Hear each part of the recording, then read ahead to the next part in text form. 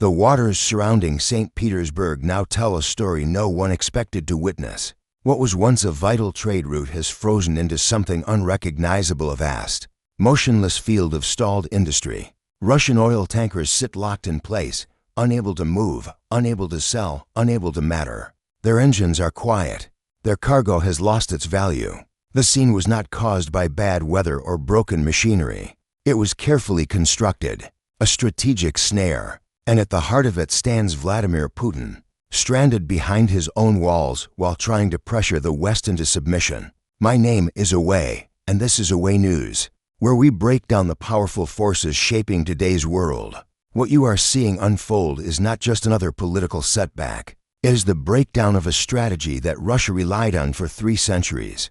Putin's prized Baltic gateway, St. Petersburg's route to global trade, has been locked down by NATO's control, something that has never happened before in modern times. Ports that once funneled billions of dollars into Russia's war funding now sit silent, filled with aging metal and abandoned ships. Inside the Kremlin, tension is rising fast. Countries like Germany, Sweden, and Finland are no longer limiting themselves to warnings or formal complaints. They are taking physical steps. Ships are being stopped. Vessels are being taken. Russia's oil access to the world is being shut off directly. The turning point came on January 10th, when Germany closed the Baltic Passage to Russia's hidden fleet. For months, Vladimir Putin believed he held the advantage in a quiet contest beneath the Baltic Sea. Russian agents disrupted underwater cables. Boundaries were tested. NATO's patience was measured. The assumption in Moscow was simple. The West would respond with angry statements and then move on. This method had worked before. Act in unclear territory. Deny involvement. Wait until attention fades. But when Moscow issued its final command in the Gulf of Finland, everything changed. That choice set off a series of events that cut the lifeline from St. Petersburg to Kaliningrad and onward to global buyers.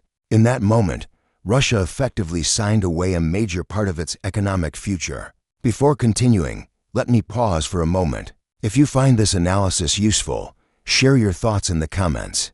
Press the like button so more people can find this report, and pass this video along to anyone who needs to understand what is really happening in the Baltic Sea. Very few are explaining this situation clearly. To grasp how this blockade took shape, we need to focus on one critical incident at sea. It was a freezing January morning. The ship at the center of the storm was an oil tanker named Tavian, listed under the identifier Aquat in global shipping records. It appears and disappears like a shadow. But this vessel is far from ordinary. It represents the most dangerous side of Russia's secret oil network, a system designed to bypass sanctions, sell oil above price limits, and keep the war effort alive. The ship's technical details reveal just how risky it was. At 27 years old, it should not have been operating at all by modern safety standards. It carried no legitimate insurance. Its real owners were hidden behind layers of fake companies. Even its national flag changed constantly: Cameroon one day, Tanzania the next, then Russia. This ship was built to vanish when trouble appeared and return when money was on the line. On January 10th, as Tavian moved through the narrow waters between Denmark and Sweden, Moscow believed everything was proceeding smoothly. The tanker was nearing Schleswig-Holstein, Germany's northern coast. For years, vessels like this relied on international transit rules under maritime law to move sanctioned oil, openly while hiding behind paperwork and legal delays. What the Kremlin failed to recognize was a major change in Berlin. The approach had shifted. Decisions were no longer stalled by hesitation. German naval and federal police ships moved in, fully prepared. This was not a warning. This was not a statement. This was action taken at sea. When German forces boarded the tanker, the inspection uncovered serious violations. Digital scans showed that the ship's official IMO registration number had been altered. Its identity was false. In shipping terms, it was a zombie vessel, existing nowhere on paper. Even more alarming, it had no valid insurance coverage. If it caused an accident, massive oil spills would have polluted the Baltic Sea with no party responsible for cleanup.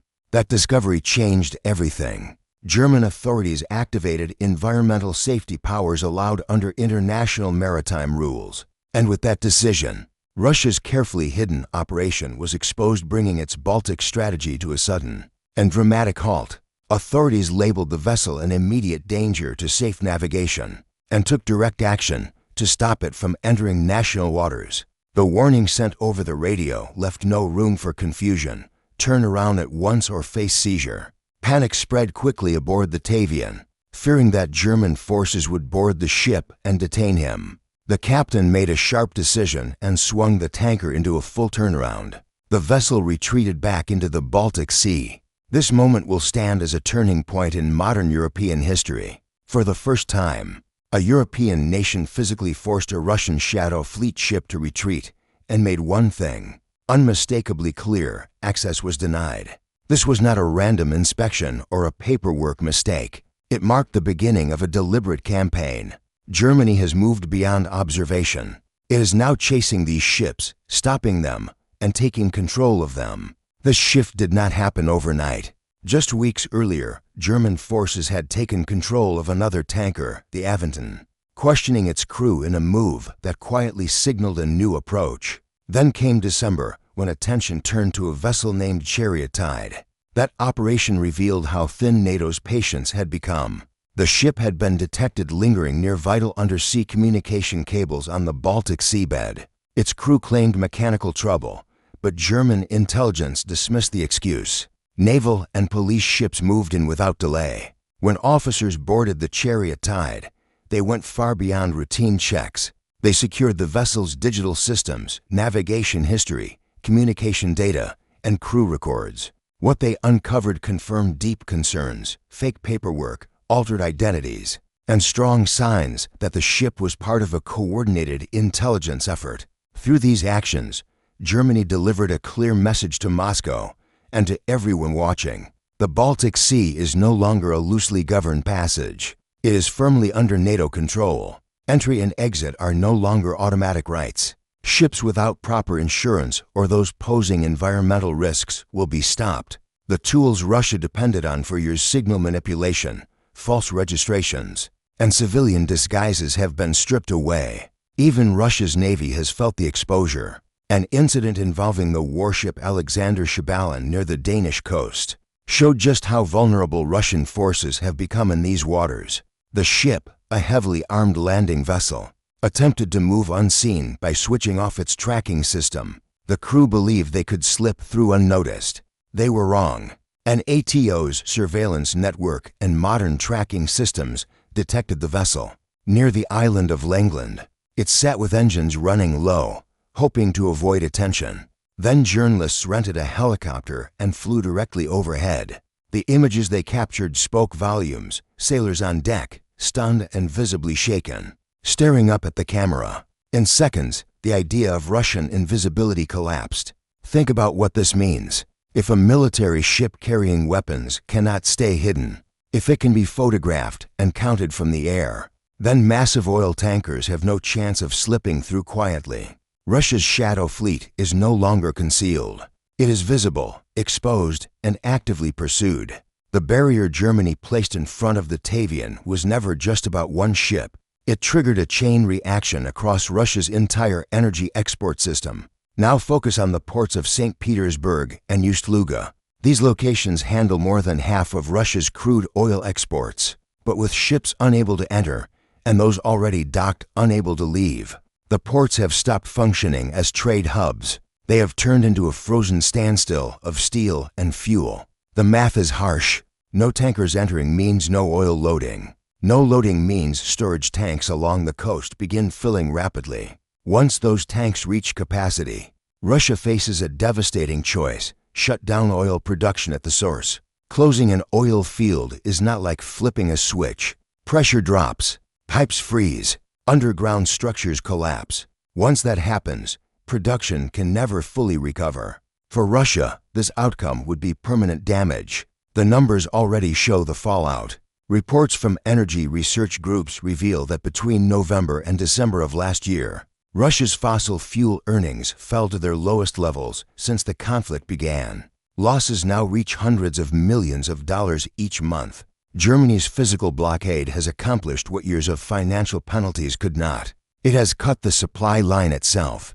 With the Baltic route blocked, Russia is being forced to seek other paths. The Arctic Ocean, the northern port of Murmansk, and the redirection of ships let the Batavian signal this shift. But this alternative is not a solution. It is a gamble with extreme costs. The Baltic route is short, stable, and affordable.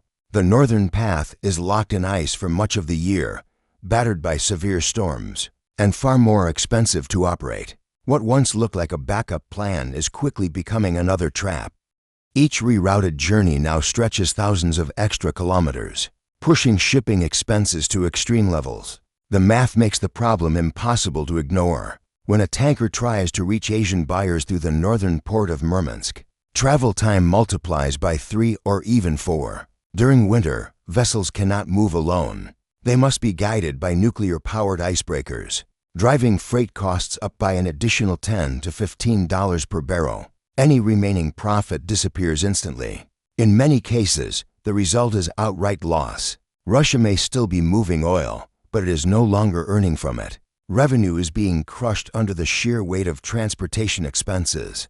Moscow has been pushed into clearance mode selling, unloading oil below cost simply to keep a foothold in the market. It is no longer trading for gain, it is trading for survival. Boxed in and financially starved, the Kremlin has dropped any remaining image of normal state behavior. It has turned to outright sabotage, attacks on underwater infrastructure, power lines, and data cables that connect European nations are signs of this desperation. The most revealing example is the Eagle-S incident.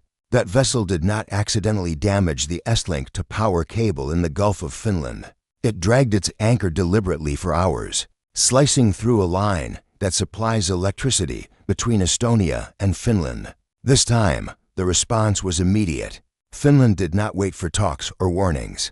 Military units and Coast Guard teams arrived by helicopter, secured the ship, restrained the crew, and pulled the vessel into Finnish control. That operation marked a decisive shift. The era of quiet wrongdoing in the Baltic has ended.